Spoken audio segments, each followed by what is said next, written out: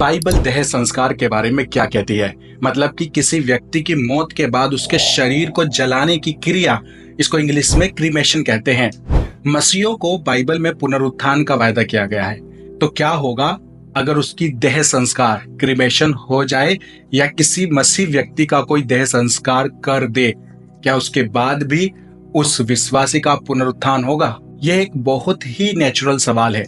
बहुत से विश्वासी लोग ये सवाल पूछते हैं, खासकर वे विश्वासी जो परमेश्वर के वचन को सीरियस लेते हैं, क्योंकि बाइबल कहती है कि हमारे शरीर एक दिन मरे हुओं में से जी उठेंगे।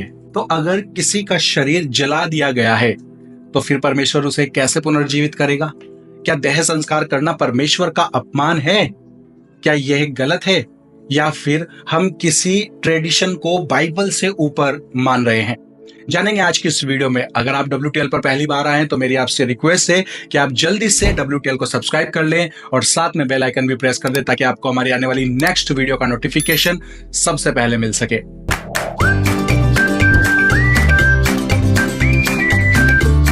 WTL जो कि एक इंडिपेंडेंट मसीह मीडिया है, जहां पर आप मसीह न्यूज, बाइबल सवाल जवाब और संडे सर्विस से जुड़ सकते हैं। और अगर आप हमारी इस इंडिपेंडेंट मसीह मीडिया को सपोर्ट करना चाहते हैं तो आप हमें ज्वाइन भी कर सकते हैं या डिस्क्रिप्शन में दिए गए नंबर पर गूगल पे भी कर सकते हैं। आप जानते ही हैं कि मसीह मीडिया को कोई स्पॉन्सर या रेवेन्यू जनरेट नहीं हो पाता है। ऐसे में अगर आप चाहते हैं कि हम मसीह लोगों के लिए एक ईमानदार सेविकाई करते रहें तो आप हमारी सपोर्ट बन सकते हैं। May God bless you and your family.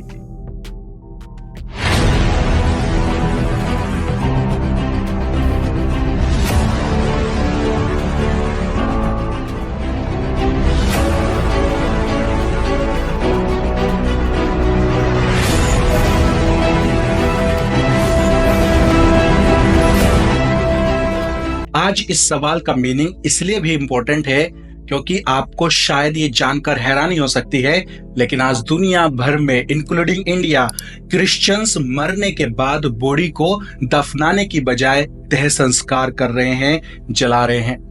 America, Canada, United kingdom, Australia, Germany, France और इंडिया में 50% से 70% तक क्रिश्चियंस क्रीमेशन कर रहे हैं और इसके बेसिकली 2 रीजन हैं। नंबर 1 जमीन और पैसों की कमी के कारण और नंबर 2 सताव, परसिक्यूशन के कारण। तो यह सवाल आज बहुत से मसीहियों के लिए क्यों जरूरी है, यह सिर्फ मरने के बाद क्या होता है इस पर नहीं है, बल्कि इसलिए है कि उसके बाद क्या होने वाला है। यीशु ने केवल स्पिरिचुअल या सिंबॉलिक अनंत जीवन का वायदा नहीं किया है, बल्कि एक शारीरिक पुनरुत्थान का वायदा किया है, रियल रेजरेक्शन, कि हम मरे हुओं में से उठाए जाएंगे शरीर सहित, जैसे वह जी उठे थे। यूहन्ना 6:40, क्योंकि मेरे पिता की यह इच्छा है कि जो कोई पुत्र को देखे और उस पर विश्वास करे वह अनंत जीवन पाए और मैं उसे अंतिम दिन फिर जिला उठाऊंगा। 1 थिस्सलुनीकियों 4:16, क्योंकि प्रभु आप ही स्वर्ग से उतरेगा, उस समय ललकार और प्रधान दूत का शब्द सुनाई देगा और परमेश्वर की तुरही फूकी जाएगी और जो मसीह में मरे हैं वे पहले जी उठेंगे। 1 कुरिन्थियों 15 कहता है, शरीर भ्रष्टता में बोया जाता है और अविनाशी में उठाया जाता है। ये निर्बलता में बोया जाता है और सामर्थ्य में उठाया जाता है। शुरुआती कलीसिया सिर्फ स्वर्ग जाने की प्रतीक्षा नहीं कर रही थी, वे यीशु के लौटने की भी बाट जो रहे थे, जब वह उनके शरीरों को पुनर्जीवित करेगा और उन्हें सदा के लिए संपूर्ण बनाएगा। तो जब आप ये वायदे पढ़ते हैं और फिर आप देह संस्कार के बारे में सोचते हैं तो यह नेचुरल है कि सवाल उठता है, अगर शरीर जलकर राख हो गया तो फिर परमेश्वर किसे उठाएगा? यह एक जेन्युइन सा सवाल है और इसका जवाब बाइबल से मिलना चाहिए। तो बाइबल कहीं नहीं कहती कि देह संस्कार क्रीमेशन करना एक पाप है। शास्त्रों में कहीं पर भी आज्ञा नहीं है कि देह संस्कार करना मना है। हाँ, इजराइलियों में दफन होना आम बात थी। अब्राहम, याकूब, यूसुफ और यीशु को कब्र में दफनाया गया था, लेकिन यह सांस्कृतिक था, न कि ईश्वरीय आज्ञा। परमेश्वर ने कभी नहीं कहा उठाए जाने के लिए तुम्हें दफनाया जाना चाहिए या बॉडी को जलाना एक पाप है। उत्पत्ति 3:19 कहता है, तू मिट्टी है और मिट्टी में ही लौट जाएगा। भजन संहिता 103:14 कहता है, वह हमारे ढांचे को जानता है, वह स्मरण रखता है कि हम मिट्टी हैं। चाहे शरीर धीरे धीरे सड़कर मिट्टी में बदल जाए या जलकर जल्दी से राख बन जाए, परमेश्वर जानता है कि हम क्या हैं। वह इसमें सीमित नहीं है। परमेश्वर को किसी संपूर्ण शरीर की जरूरत नहीं है किसी को पुनर्जीवित करने के लिए। उत्पत्ति अध्याय 2 के 7 में परमेश्वर ने आदम को सिर्फ मिट्टी से बनाया। कोई हड्डी, मांस, खून वहां पर नहीं था, सिर्फ धूल और परमेश्वर की सांस। तो यह मानना कि देह संस्कार परमेश्वर को रोक सकता है, उसकी सामर्थ्य और इतिहास के विरुद्ध है। यहेजकेल अध्याय 37 में एक पूरी घाटी हड्डियों से भरी है और परमेश्वर कहता है, तुझ में सांस डालूंगा और तू जीवित हो जाएगा। हड्डियां जुड़ती हैं, मांस और त्वचा आती है और जीवन लौटता है। अगर वह सूखी हड्डियों से यह कर सकता है तो वह राख से भी कर सकता है। और याद रखें, यीशु ने लूका अध्याय 23 उसके 46 में कहा, हे पिता, मैं अपनी आत्मा तेरे हाथों में सौंपता हूं। यह कहकर प्राण छोड़ दिए।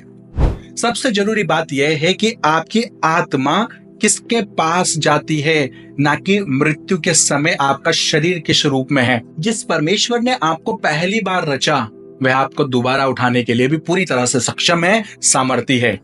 इंडिया के मसीह विश्वासियों के लिए देह संस्कार एक बहुत ही महत्वपूर्ण विषय है, क्योंकि इंडिया में हिंदू धर्म की यह मान्यता है कि इंसान के मरने के बाद उसको जलाया जाना चाहिए, और बाइबल में यहूदी लोग दफन करने की परंपरा मानते आए हैं। ऐसे में इंडिया के मसीह विश्वासी जब अपने प्रियजनों को मरने के बाद दफनाने जाते हैं तो कई जगह पर उनका सताव होता है, परसिक्यूशन का उनको सामना करना पड़ता है। और इंडिया में चर्च और पादरियों की तरफ से भी विश्वासियों पर यह दबाव बनाया जाता है कि वो मसीह विश्वासियों को दफनाए, ना कि जलाया जाए। तो क्या मसीहियों को देह संस्कार करने से बचना चाहिए? रोमी अध्याय 14 उसका 5 कहता है, कोई तो एक दिन को दूसरे से बढ़कर जानता है और कोई सब दिन एक सा जानता है।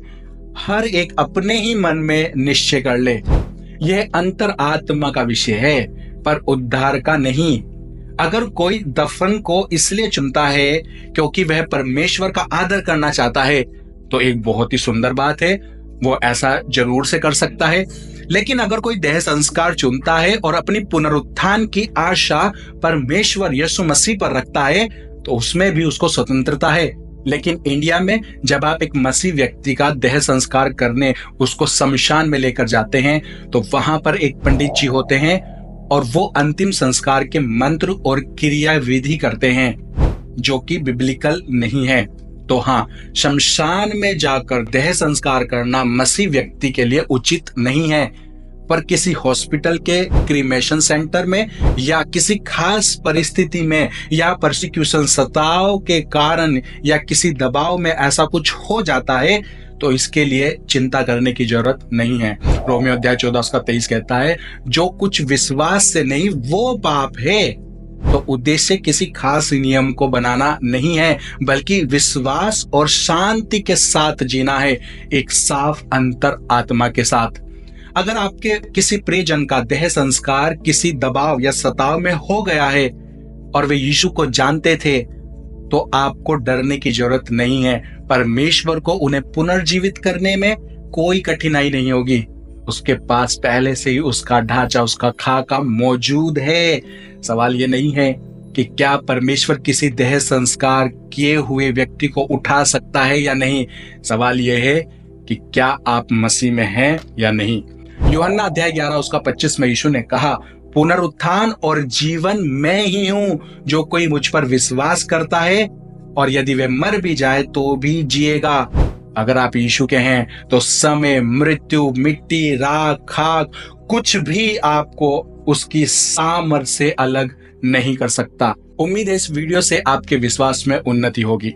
वीडियो अच्छी लगी तो इसे लाइक और शेयर जरूर से करें। चलिए फिर मिलते हैं हमारी नेक्स्ट वीडियो में, जिसमें हम जानेंगे कि उन लोगों का क्या होगा जो यीशु को कभी नहीं जान पाए या यीशु के आने से पहले मर गए। क्या वो स्वर्ग जाएंगे या नरक। तो चलिए मिलते हैं हमारी नेक्स्ट वीडियो में। तब तक के लिए thank you and may God bless you and your family. Stay tuned, stay blessed. एक और बात जो मैं आपके साथ शेयर करना चाहता हूं कि हमारे जैसे चैनल्स पर यूट्यूब एड्स का रिवेन्यू लिमिटेड कर देता है, मतलब कि एड से कोई भी खास इनकम नहीं होती है, इतनी भी नहीं कि एक्सपेंसेस भी निकाले जा सकें, और स्पॉन्सर्स हम जैसे चैनल्स को मिलते नहीं हैं। तो अगर आप चाहते हैं कि हम इसी तरह से वीडियोस को रेगुलर बना सकें और अपनी इस सेविकाई को ईमानदारी से कर पाएं, तो हमें आप मसीह भाई बहनों की सपोर्ट की जरूरत है। अगर आप हमारे इस इंडिपेंडेंट मसीह मीडिया को सपोर्ट करना चाहते हैं तो आप हमें ज्वाइन भी कर सकते हैं, या डिस्क्रिप्शन में दिए गए नंबर पर गूगल पे भी कर सकते हैं। Thank you, may God bless you and your family. तो चलिए फिर मिलते हैं हमारी नेक्स्ट वीडियो में। Stay tune, stay blessed.